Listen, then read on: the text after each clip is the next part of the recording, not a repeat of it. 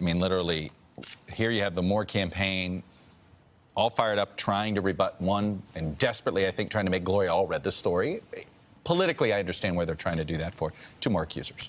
And this is why I think the Republican Party is not walking away from him. They're fleeing. Right. So the question really is actually about the Republican Party and those who are pushing Roy Moore to stay in this race, notwithstanding the fact that before we finish, there's probably going to be another accuser out there.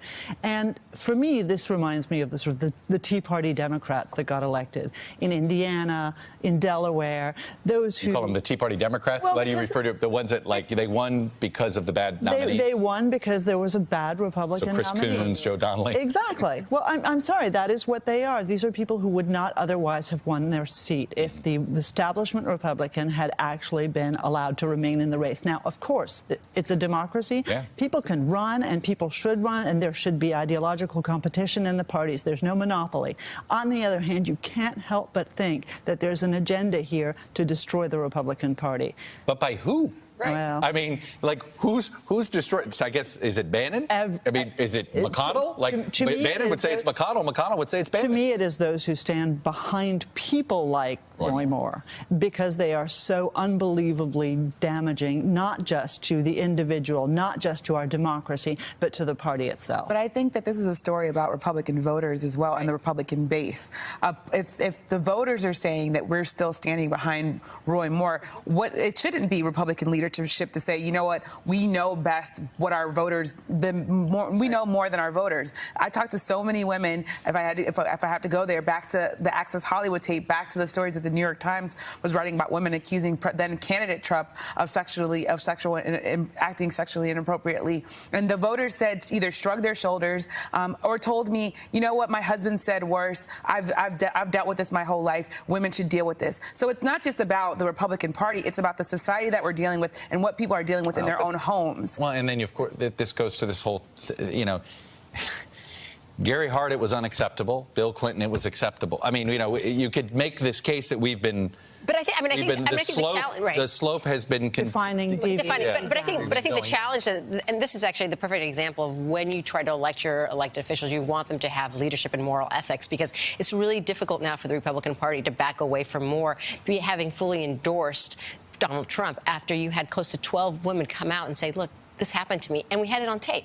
So we are, I think, having a moral reckoning as a country. The voters, yes, they can go ahead and choose their individuals, but the Republican Party, the leadership, keeps moving the moral goalposts, and people are saying, oh, it's not so bad. Wait a second, I'm sorry, not to use the tried and true rebuttal, but I mean, this ship sailed with Bill Clinton when he had sex with an intern under his desk in the Oval Office. But I would say that the difference between the two is that it was consensual.